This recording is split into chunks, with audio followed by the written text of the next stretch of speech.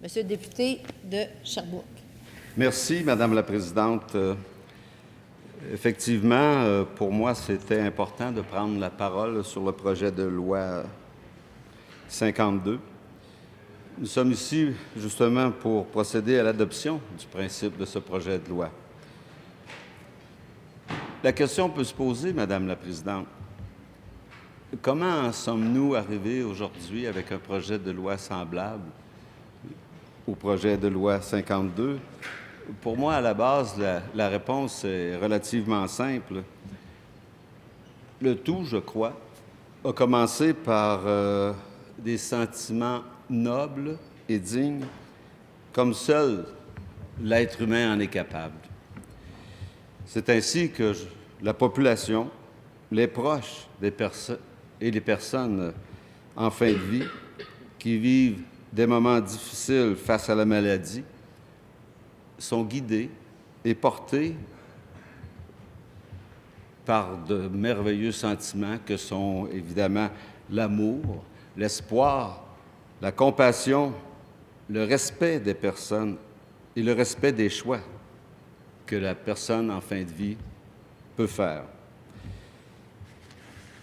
En fait, pour résumer tout ça, mais mon discours ne sera pas pour autant terminé, pour résumer tout ça, c'est un peu, le projet de loi, c'est un peu comme un hymne à l'amour envers les personnes qui souffrent, qui sont en fin de vie.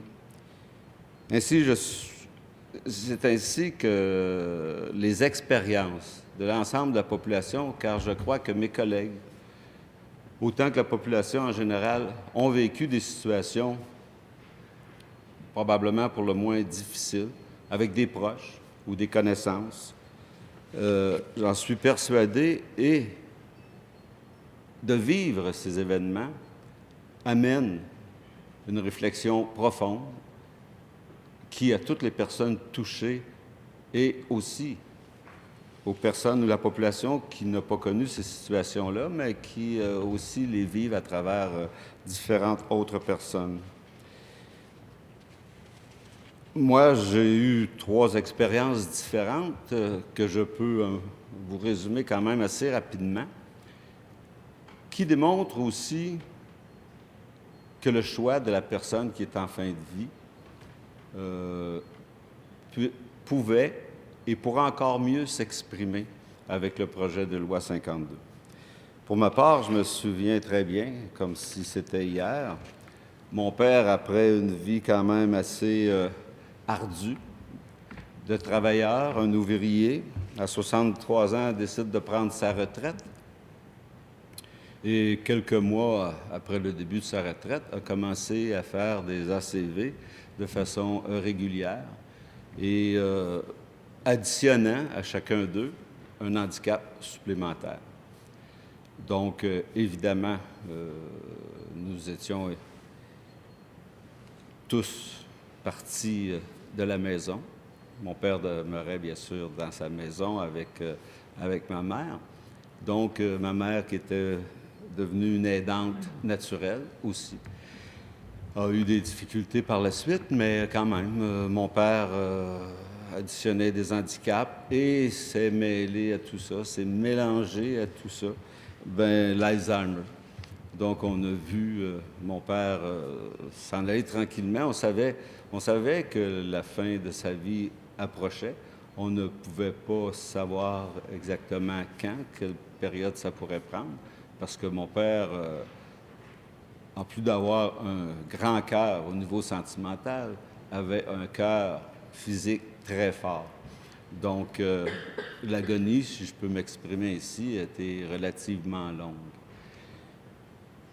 Mais j'avoue aussi, en passant, que les soins qui lui ont été administrés, les soins palliatifs, étaient de qualité. Et on sentait aussi à travers les membres, le personnel médical, cette compassion-là. Et bien sûr, les techniques que l'on connaît ont été appliquées, mais que je vous le dis, étant donné ce cœur fort qu'il avait, ça a quand même duré assez longtemps. Donc, c'est une situation spécifique, vous allez me dire, et qui, à ce moment-là, on ne parlait pas beaucoup des demandes qu'un malade aurait pu avoir, s'imaginant finir de cette façon-là, aurait pu avoir et exprimer. Et donc, le cours normal des choses était quand même respecté. Et plus tard, c'était mon beau-père. Nous avions à l'époque une maison intergénérationnelle. Mon beau-père vivait à l'étage et à un moment donné, dès l'annonce d'un cancer, il savait approximativement la fin, le moment où la fin arriverait. Donc, il était en mesure d'exprimer des choix, comme par exemple le maintien à domicile, ce à quoi nous avons contribué, ce que nous avons eu de la part des services dans un temps record, lorsque sa volonté leur fut transmise. Ça a été du jour au lendemain, on avait toute l'installation à proximité et qui servait justement à prendre soin de mon beau-père à l'époque. Donc, il avait fait un choix du maintien à domicile et c'est ce qu'il a eu. Mais encore là, on était à une époque où on ne pouvait pas nécessairement procéder à l'exécution de ses volontés qu'il aurait pu exprimer. La dernière expérience que j'ai eue, c'est mon frère qui, en 2008, novembre 2008, un simple accident très banal qui, pour la plupart des gens qui sont ici, n'aurait pas affecté. Mais lui, considérant les médicaments qu'il prenait à l'époque, a subi une hémorragie interne au cerveau. Et 6 heures après son incident, tombait dans un coma profond et duquel il ne sortirait jamais avec les conclusions des différents neurologues. Ils étaient 5 et se sont exprimés unanimement dans ce sens-là. Donc, on savait que c'était un départ sans retour parce qu'à toute fin pratique, même si son cœur battait toujours, lui n'était plus là, d'aucune façon. Et il n'y avait aucune directive non plus de sa part, étant relativement jeune. Et d'ailleurs, c'était le 10 décembre 2008, c'était 10 jours après son mariage au Brésil avec une charmante Brésilienne qui lui a quand même donné un fils. Donc, on voit, c'est des situations différentes. Et mon frère est décédé en janvier dernier. Et ce sont des situations différentes, mais c'est quand même des situations où on doit remédier à tout ça. Si on prend l'exemple de mon frère, entre autres, c'est le deuil sans se faire totalement. Le deuil se répète à chaque visite qu'on fait de la personne qui est affectée par cette situation-là. Donc, c'est une souffrance, je dirais, totale pour la famille et qui se répète dans ce cas-ci, pendant plus de 4 ans. Tout ça, c'est des expériences différentes et qui n'appellent pas quand même la même réflexion, si je pourrais m'exprimer ainsi. Mais à partir de ces expériences-là, que ce soit moi dans mon cas personnel, que ce soit dans le cas de d'autres collègues députés, que ce soit aussi dans le cas de la population en général, je crois qu'il y a eu une réflexion à un moment donné qui s'est approfondie. Et ce qui a donné naissance à ce que l'on pourrait appeler le long processus démocratique, rigoureux et respectueux qui s'est initié avec, effectivement, la période qui s'échelonne sur 30 ans, bien sûr, mais plus précisément avec la commission qui avait été créée avec notre collègue député de Joliette.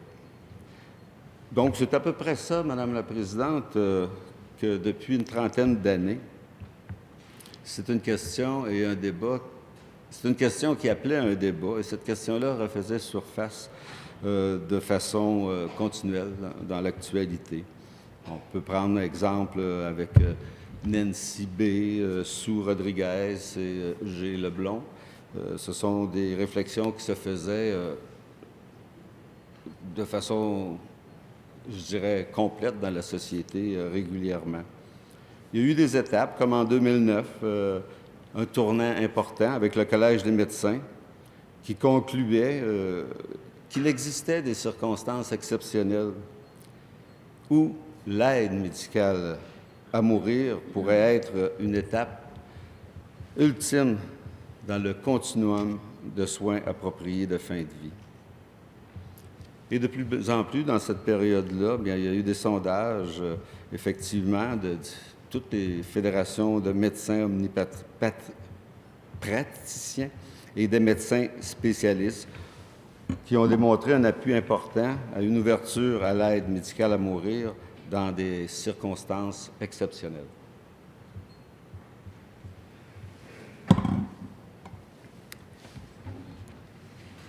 C'est ainsi, Madame la Présidente, qu'avec des appuis constants de la population depuis bientôt 20 ans, tels qu'en témoignage les sondages pendant ces années-là, c'est aussi l'initiative que je mentionnais tantôt de la députée de Joliette que les parlementaires, l'Assemblée nationale, ont adopté le 4 décembre 2009 une motion créant une commission spéciale afin d'étudier la question de mourir dans la dignité. Je crois que mon temps est de 15 minutes, Madame la Présidente. Hein? 20 minutes. 20 minutes? Oui. Ah, donc, je crois que on me dit que c'était... D'autres personnes m'ont dit que c'était 15. Donc, je vais devoir... plus rapidement, parce que comme moi je leur mentionnais, j'en aurais eu pour 30 ou 40, effectivement, ça n'aurait pas été un très grand problème. Peut-être pour ceux qui écoutent, oui, mais pour moi, non. Ça aurait été quand même... il faut, pour arriver rapidement, parce qu'il me reste très peu de temps, les recommandations, Madame la Présidente, il faut souligner, de cette commission étaient unanimes. Et ce qui faisait en sorte qu'on était prêt à présenter comme gouvernement un projet de loi qui allait dans le sens des propositions. Et les principes forts qui ont guidé ce projet de loi, c'est le respect de la personne en fin de vie et la reconnaissance de ses droits et libertés qui devaient être exprimés chacun des gestes posés à son endroit. La personne en fin de vie doit en tout temps être traitée avec compréhension, compassion, courtoisie et équité, dans le respect de sa dignité, de son autonomie, de ses besoins et de sa sécurité. Les membres de l'équipe de soins responsable d'une personne en fin de vie doivent établir et maintenir avec elle une communication ouverte et honnête. Ce qui est important dans le projet de loi 52, c'est qu'il offre une reconnaissance formelle des soins palliatifs et prévoit qu'ils doivent être offerts aux personnes dont l'État le requiert, et ce, dans les établissements de santé, les maisons de soins palliatifs ou à son domicile.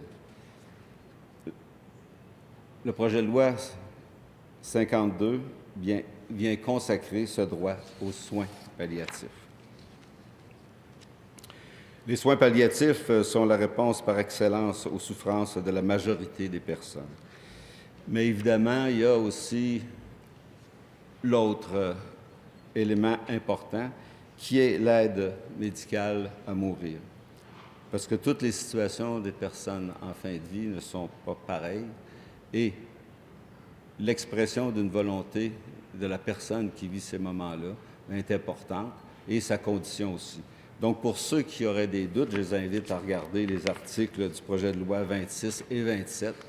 Et je ne vois aucun problème à l'effet d'appliquer cette loi-là quand elle le sera devenue. Donc, Madame la Présidente, pour terminer, je dirais, comme j'ai dit d'entrée de jeu, et que j'aurais aimé étayer encore plus, que pour moi, le projet de loi 52, face à ce que j'ai vécu à travers mes proches, c'est comme un hymne à l'amour et c'est dans un grand respect et des sentiments, évidemment, de compassion envers ceux qui vivent des moments difficiles, comme leurs proches aussi. Merci, Madame la Présidente.